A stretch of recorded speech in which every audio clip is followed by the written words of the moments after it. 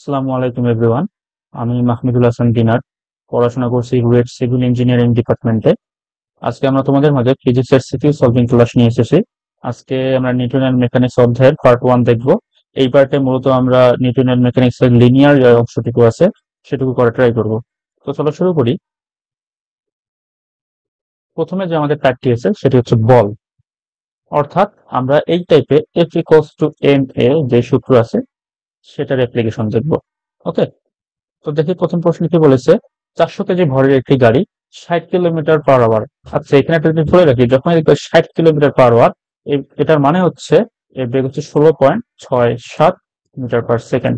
আর যদি 7 to 2 kilometre per hour দেওয়া থাকে তাহলে এটি হবে 20 মিটার পার সেকেন্ড। এটুকু মনে রাখবে, দেখবে তোমাদের সিকিউ এমসিকিউ অনেক ইজি হয়ে যাবে। আচ্ছা, সমবেগে 10 ডিগ্রি কোণে উপরে উঠছে, তো আমরা এটাকে থিটা ধরে নিচ্ছি। নততল বরাবর উপরে উঠছে, ঘর্ষণ গুণাঙ্ক দেওয়া আছে, দ্যাট ইজ মিউ, এবং জি এর মান দেওয়া আছে 9.8। বলেছে গাড়ির উপর ক্রিয়াশীল বিরুদ্ধ বলের মানে যে বিরুদ্ধ বল, বিরুদ্ধ বল কথার অর্থ হচ্ছে আমাদের ঘর্ষণ বল বের করতে হবে। ঠিক আছে। আচ্ছা, তো আমরা এখন একটু চিত্র আঁকা ট্রাই করি।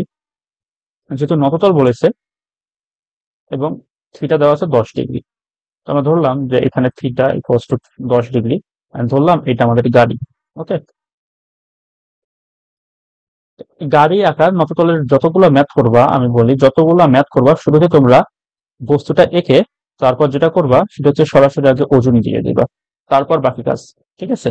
তো ওজনটা একদম সবসময় ভার্টিক্যালি কাজ করে, মানে নিচের দিকে কাজ করবে। তো আমরা ওজন দিয়ে দিলাম।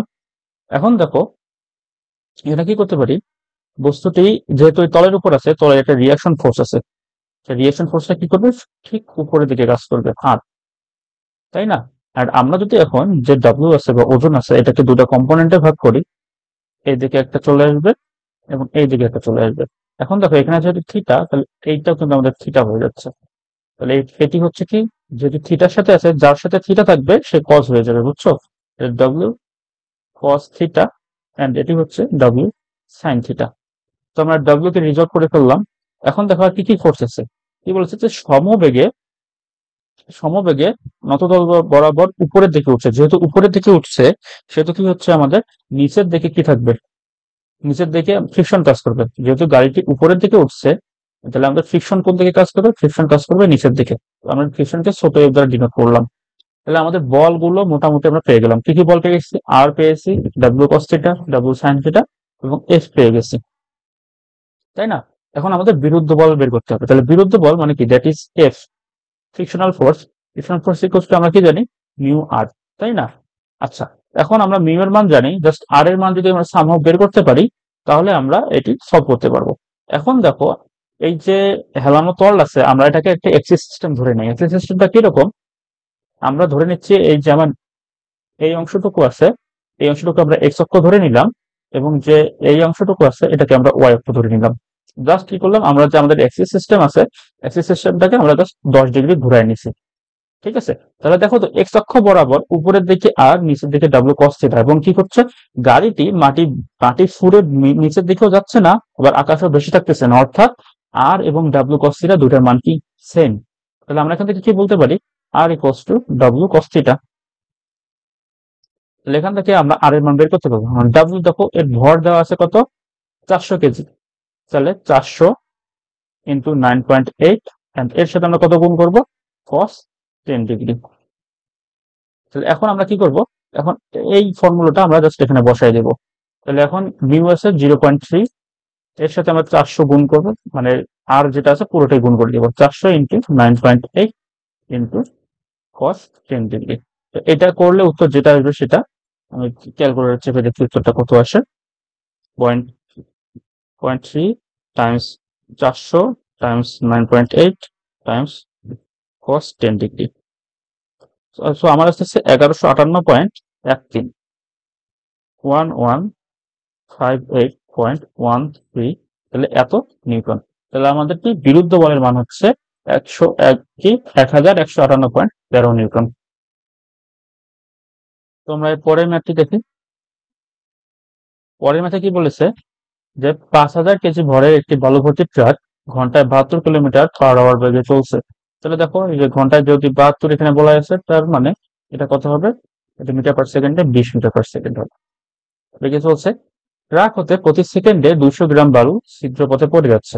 ব্রেক চেপে 20 মিনিট পরে ট্রাকটিকে 20 মিটার দূরত্বে থামানো হলো। তাহলে দেখো কি বলেছে, ট্রাকটিকে থামানোর জন্য প্রয়োজনীয় বলের মান হিসাব করা সম্ভব কিনা সেটা বিশ্লেষণ করতে বলছে। আচ্ছা, আমরা আগে 20 মিনিট পরে ভর কত হচ্ছে সেটা বের করি। মানে কাহিনীটা কি হচ্ছে, দেখো আমরা যদি সিনারিওটা চিন্তা করি, এখানে আমার ট্রাকটি ছিল যখন এর ভর ছিল 5,000 কেজি। ওকে, এর 20 মিনিট যাত্রা করছে, 20 মিনিট যাত্রা করছে, 20 মিনিট যাত্রা করে এখানে আসার পর যেহেতু 200 গ্রাম করে ভর কমছে, তো এখানে ভর অবশ্যই 5,000-এর চেয়ে কম হবে। তো এখানে মনে করে একটা ভর হচ্ছে, একটা বেগ পাচ্ছি আমরা। তারপর কি বলেছে, এরপরে আবার এখান থেকে 20 মিটার দূরে গিয়ে এটা থেমে গেছে ট্রাকটি। ঠিক আছে, এটা কিন্তু ট্রাক। হ্যাঁ, চাকা দিয়ে দেই। ওকে, এটা কিরকম ট্রাক হলো জানি না। তো এই হচ্ছে আমাদের সিনারিওটা। তো আমরা দেখি যে যখন এখানে আমাদের ভর কত, এখানে ভর হচ্ছে 5,000 কেজি, 5,000 কেজি, এবং এর বেগ কত, এখানে এর বেগ হচ্ছে 20 মিটার পার সেকেন্ড। তাহলে আমাদের এই যে এই পজিশনে, এটা আমরা এ দিই, এটাকে বি দিই, এটাকে সি। তাহলে এই যে বি পজিশনে ভর কত এবং বেগ কত সেটা আমরা এখন নির্ণয় করি, চলো। তো দেখো আমরা এখানে কি করতে পারি, যেহেতু প্রতি সেকেন্ডে 200 গ্রাম করে বালু কমছে, তাহলে আমাদের 20 মিনিট পর বা বি অবস্থানে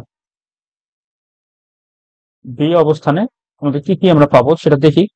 বি অবস্থানে আমরা ধরলাম ভর হচ্ছে M2। তাহলে M2 কত হবে বলতো, M2 হবে হচ্ছে 5,000, 5,000 ভর, এটা কি প্রতি সেকেন্ডে 200 গ্রাম করে কমছে। তাহলে কি হচ্ছে, 200/1000, মানে আমি গ্রামকে কেজিতে নিয়ে আসলাম, ইন্টু 20 মিনিট, 20 মিনিটকে আবার 60 সেকেন্ডে নিয়ে আসলাম। তাহলে দেখো কত হচ্ছে, এটা ভর হচ্ছে 4760, 4760, সরি, 4760 কেজি। ঠিক আছে, তাহলে আমরা বি অবস্থানে ভর পেলাম M2, that is 4760 KG. B অবস্থানে আমাদের বেগ বের করতে হবে। আচ্ছা, আমরা একটা সূত্র জানি, সেটা হচ্ছে M1v1 = M2v2। এটা কিসের সূত্র, এটা হচ্ছে ভরদৈর্ঘ্যের সংরক্ষণশীলতার সূত্র। ওকে, তো আমরা এখান থেকে V2 বের করতে পারবো। তাহলে V2 কি হচ্ছে, V2 হচ্ছে M1v1 / M2। তাহলে M1 কত, M1 হচ্ছে 5,000 টাইমস V1 কত, V1 হচ্ছে যে আমরা 20 মিটার পার সেকেন্ড বের করে রেখেছি, 20 metre per second, divided by আমাদের M2 কত, M2 হচ্ছে 4760। তো এটা ক্যালকুলেশন করলে আমাদের বেগ কত আসতেছে, 5000 টাইমস 20 ডিভাইডেড বাই 4760, 210.008। তো 21008, এটা কি জাস্ট 21 মিটার পার সেকেন্ড লেখা যায়। তো এখানে আমরা কি বেগ পেলাম, V2, এটা কি M1, হচ্ছে V1, M2, এটা V2। V2 কত, V2 হচ্ছে 21 মিটার পার সেকেন্ড। আচ্ছা, এখন আমাদের পরের অংশটুকু হিসাব করবো আমরা। তো দেখো পরের অংশে কি বলেছে, এই যে এই অংশটুকু 20 মিটার যেতে আমাদের বাধা দানকারী বল কতটুকু হয়েছে, বা আমাদের ব্রেক জনিত বল কত সেটা আমরা বের করবো। আচ্ছা, যেহেতু বলেছে কি, দেখো 20 মিটার দূরত্বে থামানো হলো, তার মানে কি সি অবস্থানে থেমে যাচ্ছে। তাহলে সি অবস্থানে যদি থেমে যায়, সি অবস্থানে আমাদের বেগ কি হতো, বেগ ইকুয়ালস টু 0 হয়ে যাবে, তাই না? তাহলে আমরা সূত্র কি জানি, v square equals to u square minus 2as। ঠিক আছে, তো আমি কেন এই সূত্রটা ইউজ করলাম, এখানে তো 20 মিনিটও বলা আছে, কিন্তু 20 মিনিট হচ্ছে এই অংশের জন্য, এই অংশের জন্য কিন্তু না। তোমরা এখানে দেখো কোন কোন সূত্র ইউজ করবা, জাস্ট মনে রাখবা যে দেয়া আছে যদি লিখতে পারো, তাহলে কিন্তু তোমরা সূত্র কোনটা ইউজ করবা সেটা এমনিতেই বুঝতে পারবা।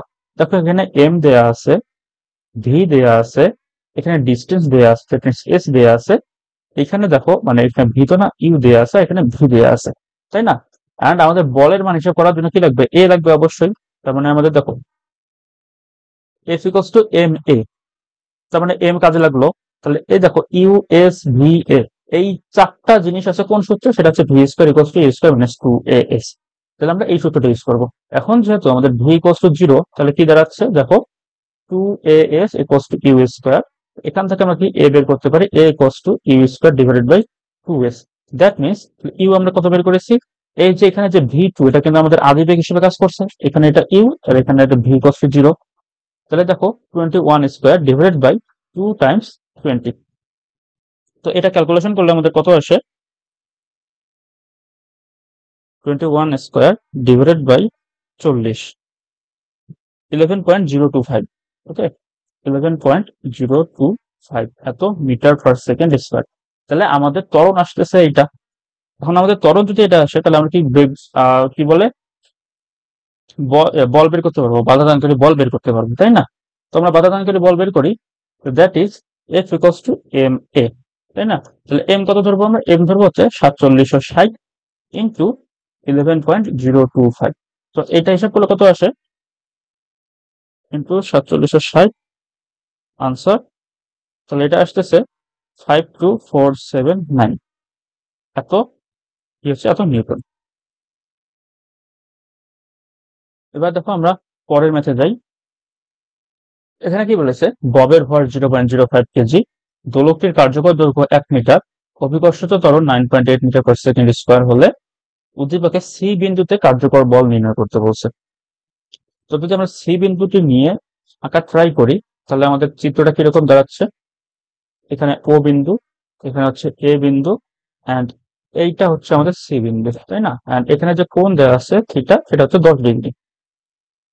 আমরা সি বিন্দুতে কার্যকর বল বের করব। এই যে চিত্রটা আমি আঁকলাম, দেখো তো এখানে কি কাজ করতেছে?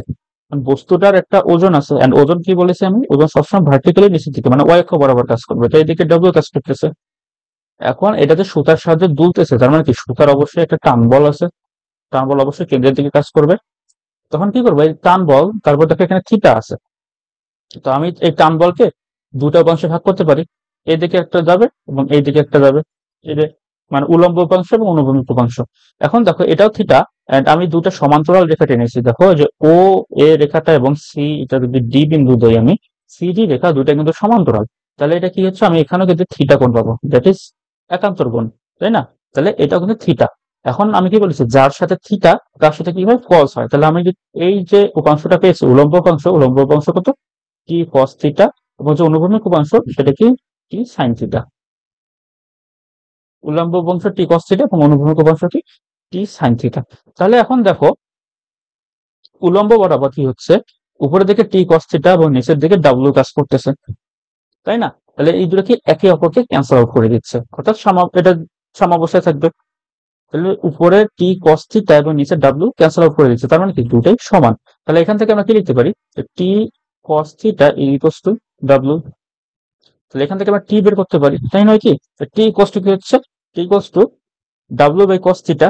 ডাব্লিউর মান কত? 0.05 times 9.8 divided by cos theta কত? কস 10 ডিগ্রি, তাই না? তো এটা যদি আমি ক্যালকুলেটরে হিসাব করি কত আসে? 0.05 ইন্টু 9.8 ডিভাইডেড বাই কস 10। তো আমার হচ্ছে 0.49, এটাকে আমি 0.5 ধরতে পারি, 0.5 এত নিউটন। টান টান বল যেহেতু বল সেহেতু নিউটন। তাহলে দেখো সি বিন্দুর কার্যকর বল কত? দেখো উপরের দিকে টি কস থিটা এবং নিচ থেকে ডাব্লিউ একে অপরকে ক্যান্সেল আউট করে দিচ্ছে, তার মানে কি এই দুটা বল কাজ করতেছে না। তাহলে কাজ করতেছে কি? শুধুমাত্র টি সাইন থিটা কাজ করতেছে। তাহলে কি কার্যকর বল? কার্যকর বল দ্যাট ইজ কি হচ্ছে? টি সাইন থিটা, তাই না? টি আমরা কি পেয়েছি? 0.5 সাইন 10 ডিগ্রি। তাহলে এটা কত আসছে দেখো?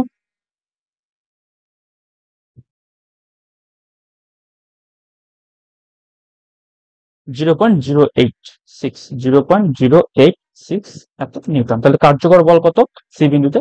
সি বিন্দুতে কার্যকর বল হচ্ছে 0.086 নিউটন। ওকে, তো আমরা পরের ম্যাথে চলে যাচ্ছি। এইটা ম্যাথ যদিও তোমাদের নিউটনের মেকানিক্স দিয়েছে, কিন্তু পুরোটাই হচ্ছে তোমাদের ভেক্টরের কনসেপ্ট। তো আমরা এটা ভেক্টরের কনসেপ্ট দিয়ে করব। দেখো গতে কি বলেছে? 1 নং চিত্রে বস্তুটির উপর ক্রিয়াশীল নিট বলের মান বের করতে বলেছে। ওকে, এটা খুবই ইজি। দেখো কি করছে, এদিকে ডান দিকে হচ্ছে 8 নিউটন বল কাজ করছে, উপরের দিকে 8 নিউটন, নিচের দিকে 2 নিউটন। দেখো এই দুটা কি? এই দুটা হচ্ছে একে অপরের বিপরীত দিকে কাজ করছে, তার মানে কি আমি 8-এর থেকে 2 বাদ দিতে পারি। 8-এর থেকে 2 বাদ দিয়ে তাহলে আমি যদি দুইটাকে নালিফাই করে দিই তাহলে এখানে আমি কি 6 নিউটন লিখতে পারি, তাই নয় কি? 6 নিউটন লিখতাম, তার মানে কি আমার উপরের ওয়াই অক্ষ বরাবর 6 নিউটন এবং এক্স অক্ষ বরাবর 8 নিউটন আছে। তো আমি এখন কি করব? আমি এখন এখানে হচ্ছে আমি এর লব্ধিটা বের করব, ক্রিয়াশীল নিট বল যেটা বলেছে। এখন দেখো এই যে আমি 6 নিউটনটাকে এখানে নিয়ে আসতে পারি, 6 নিউটনটাকে আমি তুলে এখানে নিয়ে আসতে পারি। তাহলে দেখো এটা কি পিথাগোরাস হয়ে যাচ্ছে না? এটা 8, এটা 6, 8-6 হলে এটা কি? এটা অবশ্যই 10। তো তোমরা জাস্ট পরীক্ষার হলে এভাবে লিখবা যে আর ইকুয়ালস টু রুট ওভার, পুরোটাই লিখিও। তাহলে এর মধ্য দুটো ভেক্টরের মধ্যবর্তী কোণ কত? যেহেতু 90 ডিগ্রি, তোমরা যেহেতু রিটেন দিচ্ছ তাহলে পুরোটাই লিখবা সৃজনশীলে। That is 8 square plus 6 square plus 2 times 8 times 6 then cos 90 degree, and cos 90 degree মান 0, তার মানে কি এই পুরো টার্মটা আমাদের 0 হয়ে যাচ্ছে। তাহলে দেখো পিথাগোরাসে থাকতেছে √8 square plus 6 square, that is 10। 8 6 10 এভাবে মনে রাখবা, 3 4 5 8 6 10 এভাবে। তারপর ধরো যে তোমরা কত 12 16 20 এভাবে তোমরা রেশিও গুলো মনে রাখতে পারো। তো আমরা মোটামুটি গ নাম্বারটা করে ফেললাম। এখন দেখো এখন ঘ নাম্বারে কি বলেছে, চিত্র 1-এর আলোক চিত্র 2-এর সঠিকতা যাচাই করো। 2 থেকে কি বের করতে বলছে, দেখো 2 থেকে আমাদের অ্যাঙ্গেল আর হচ্ছে আমাদের ত্বরণ, এই দুটার মান সত্য কিনা সেটা আমাদের যাচাই করতে বলছে।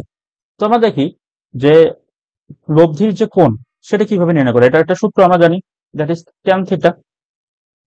ট্যান থিটা এই অ্যাঙ্গেলটাকে আমরা থিটা ধরলাম, ট্যান থিটা দিলাম। এখন কি বলেছি, যার সাথে অ্যাঙ্গেল সে থাকবে সিঙ্গেল। তাহলে দেখো 8-এর সাথে হচ্ছে অ্যাঙ্গেল থাকতেছে, অ্যাঙ্গেলটা 8-এর সাথে, তাহলে আমি 8 কে সিঙ্গেল রাখলাম।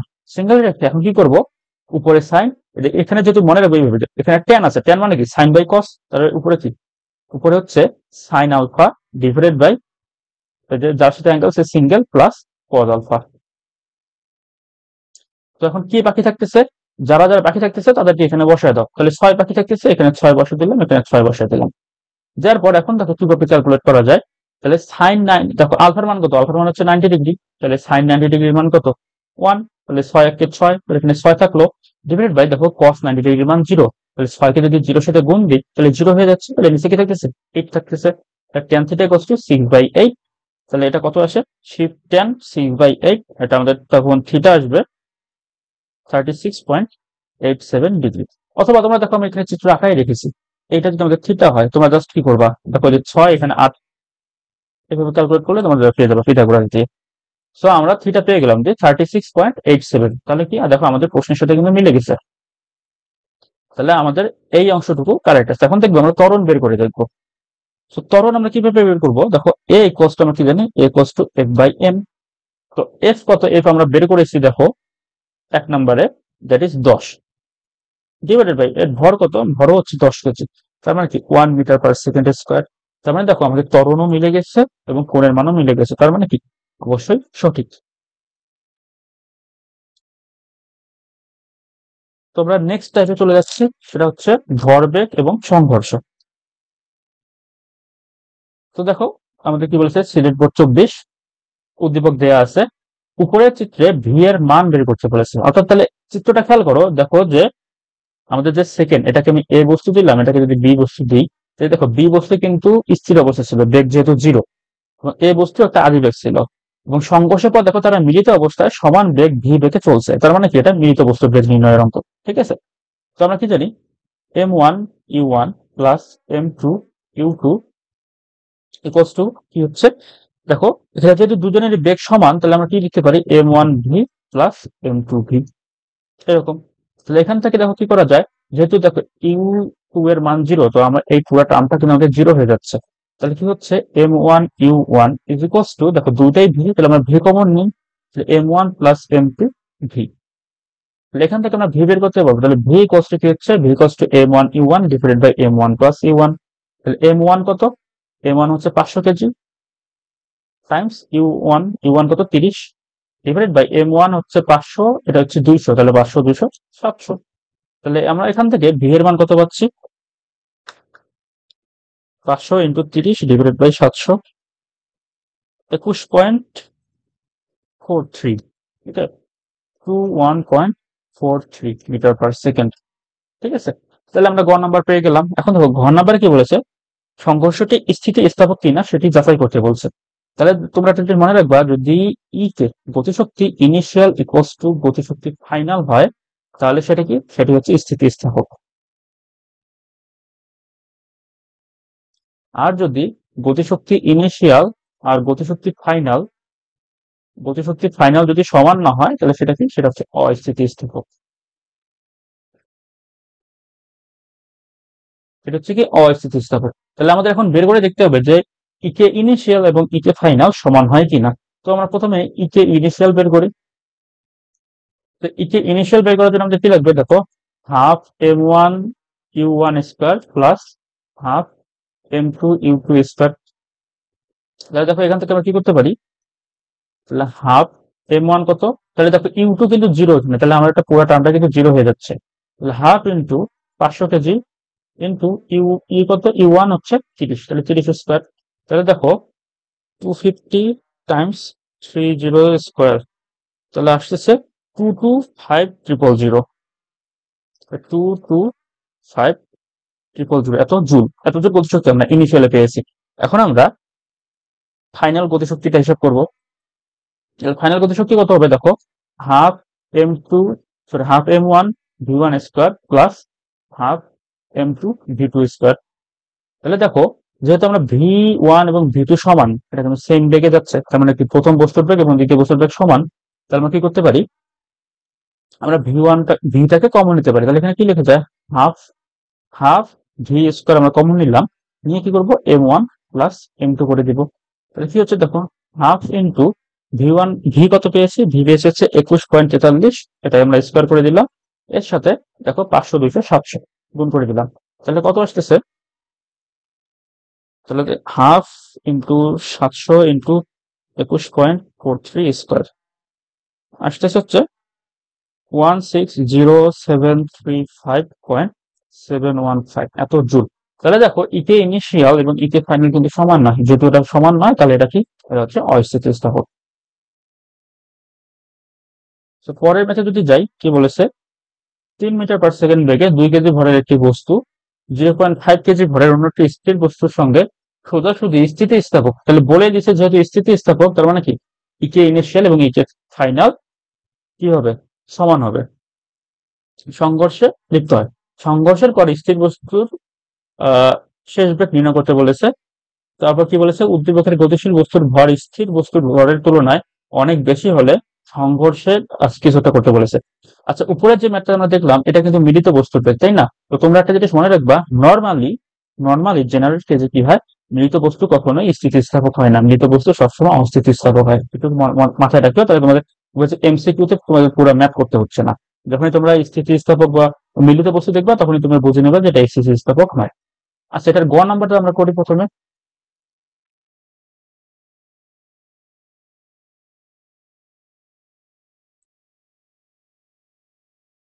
সংঘর্ষের পর স্থির বস্তুর শেষ বেগ কত নির্ণয় করতে বলেছে।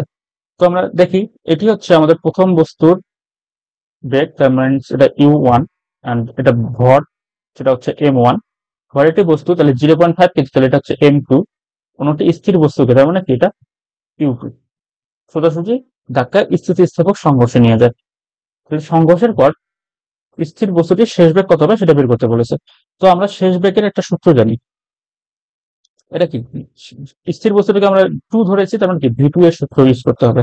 তাহলে আমরা কি জানি, ভি2 ইজ ইকুয়ালস টু কি হয়, m2 minus m1 divided by m1 plus m2 u2 plus 2m1 u1 divided by m1 plus m2। এটি হচ্ছে আমাদের শেষ বেগ, দ্বিতীয় বস্তুর শেষ বেগ বের করার সূত্র। হ্যাঁ, সূত্রটা মনে রাখলো। তাহলে এখান থেকে একটা জিনিস দেখো, আমরা কি জানি যে ইউ2 হচ্ছে জিরো, কারণ দ্বিতীয় বস্তুটা স্থির ছিল, তাহলে এই পুরো টার্মটা কিন্তু আমাদের জিরো হয়ে যাচ্ছে, ইউ2 ইকুয়ালস টু জিরো হয়ে যাচ্ছে, তাই না? তাহলে দেখো আমাদের পুরো টার্মটা বাদ, তাহলে ভি2 ইকুয়ালস টু কত হচ্ছে, 2 Times m1 u1 divided by m1 plus m2। এখান থেকে দেখো 2 ইন্টু m1 কত, m1 হচ্ছে 2 কেজি এবং u1 হচ্ছে 3 মিটার/সেকেন্ড, মানে কি 3 দুগুণে 6 ডিভাইডেড বাই, এবং দুটার যোগফল কত, দুটার যোগফল হচ্ছে 2.5। তাহলে এটা ফাইনালি আনসার কত আসে, ফাইনালি আনসার আসবে হচ্ছে 6 দুগুণে 12, 12 ভাগ 2.5, 12 ভাগ 2.5, 4.8, 4.8 মিটার/সেকেন্ড। ঠিক আছে। আচ্ছা, তাহলে আমরা গ নাম্বার পেয়ে গেলাম। ঘ নাম্বার কি বলেছে দেখো, ঘ নাম্বার বলেছে উদ্দীপকের গতিশীল বস্তুর ভর স্থির বস্তুর ভরের তুলনায় অনেক বেশি হলে সংঘর্ষের পর বস্তুদ্বয়ের পরিণতি কি হবে সেটা বের করতে বলেছে। তাহলে দেখো এখন আমরা কি করতে পারি, এখানে বলে দিচ্ছে যে m1 very very greater than m2, যদি এটা হয় তাহলে কি আমরা এটা বলতে পারি না যে m1 মাইনাস m2 এটা মূলত m1 এর সমান। আবার আমরা এটাও বলতে পারি যে m1 প্লাস m2 এটাও কি হবে m1 এর সমান। অর্থাৎ তুমি অনেক বড় একটা অ্যামাউন্ট থেকে যদি খুব ছোট অ্যামাউন্ট যোগ করো তাতে কিছু যায় আসে না, বড় অ্যামাউন্ট যদি খুব ছোট অ্যামাউন্ট যদি বিয়োগ করো তাতেও কিন্তু কিছু যায় আসে না। তাহলে এখান থেকে আমরা এখন বস্তুদ্বয়ের কি শেষ যোগ বের করবো। তাহলে আমরা যদি V1 বের করতে চাই, V1 এর সূত্র কি? V1 এর সূত্র হচ্ছে M1 minus M2 divided by M1 M2, এর সাথে থাকবে U1 plus 2 M1 U2 divided by M1 plus M2। এখন দেখো U2 কিন্তু জিরো, U2 কিন্তু জিরো স্থির অবস্থায় ছিল, তাহলে এই পুরো টার্মটা কি নালিফাই হয়ে যাচ্ছে, U2 ইকুয়ালস টু জিরো, এটা বাদ। আবার দেখো M1 মাইনাস M2 কিন্তু আমরা M ধরেছি, কারণ M1 এর মান অনেক বড়, M1 এর মান অনেক বড়। আচ্ছা, এখানে একটা প্লাস হবে। আবার দেখো M1 প্লাস M2 এটাও কিন্তু M1, তার মানে কি দাঁড়াচ্ছে M1 divided by M1 U1। M1 M1 কাটা যাচ্ছে, তার মানে কি U1 ই থাকতেছে, তাহলে V1 সমান সমান U1, দ্যাট ইজ, তাহলে U1 কত হবে আমাদের 3 মিটার পার সেকেন্ড, তাহলে V1 ইকুয়ালস টু U1। আবার আমরা যদি V2 বের করি, দ্বিতীয় বস্তুর বেগ, তাহলে দ্বিতীয় বস্তুর বেগের সূত্র কি? M2 minus M1 divided by M1 minus M2 এর সাথে U2 plus 2 M1 U1 divided by M1 plus M2। তাহলে দেখো U2 কিন্তু জিরো, তাহলে এই পুরোটা জিরো হয়ে যাচ্ছে, পুরোটা জিরো হয়ে যাচ্ছে। তাহলে আমরা কি পাচ্ছি? V2 ইকুয়ালস টু, দেখো 2 M1 U1 divided by M1 plus M2। আচ্ছা দেখো M1 প্লাস M2 কিন্তু M1 এর সমান ধরা যায়, তাহলে আমরা কি লিখতে পারি? M1 ডিভাইডেড বাই M1 এর সাথে U1 গুণ আকারে আছে, তাহলে এটা কেটে যাচ্ছে, মানে 1 থাকতেছে, তাহলে কি 2U1 ইকুয়ালস টু, তাহলে কত হচ্ছে 3 দুগুণে 6 মিটার পার সেকেন্ড। তাহলে পরিণতি কি হচ্ছে? তাহলে পরিণতির জায়গায় তোমরা লিখবা যে প্রথম বস্তু তার আদি বেগ নিয়ে চলতে থাকবে এবং কি করবে, দ্বিতীয় বস্তু বা যে স্থির বস্তুটি ছিল সেটা কি করবে, প্রথম বস্তুর দ্বিগুণ বেগ নিয়ে চলতে থাকবে। অর্থাৎ তুমি চিন্তা করো, তুমি মনে করো এটা রোড আছে, রোডে তুমি রাস্তার পাশে সাইকেল থেকে দাঁড়ায় ফোনে কথা বলতেছো বা চ্যাটিং করতেছো, এন্ড পিছন থেকে একটা ট্রাক চলে আসলো, তোমার সাইকেলের ভর আর তোমার ভর সব সহ কত হবে? সব সহ ধরলাম যে 80 কেজি। হ্যাঁ, 80 কেজি অনেক বেশি হয়ে যায়, বাট একটা ট্রাকের ভর কত? ট্রাক লোডই নিতে পারে মনে করো তোমার 50 টন, ট্রাকে তো নিজের ভর আছে, তাহলে তোমার তুলনায় ট্রাকের ভর কিন্তু অনেক বেশি হয়ে যাচ্ছে। তার মানে কি? তাহলে এখান থেকে কি পেলাম আমরা, যেহেতু স্থির বস্তুরা কি করছে দেখো, প্রথম বস্তুর দ্বিগুণ বেগে চলে যাচ্ছে। এখন ট্রাক যদি মনে করো 60 কিলোমিটার পার আওয়ার বেগে থাকে, তুমি কিন্তু 120 কিলোমিটার পার আওয়ার ছিটকে চলে যাবা। সো রাস্তার ধারে কখনো সাইকেল দাঁড় করায় ফোনে চ্যাটিং করবা না বা কথা বলবা না।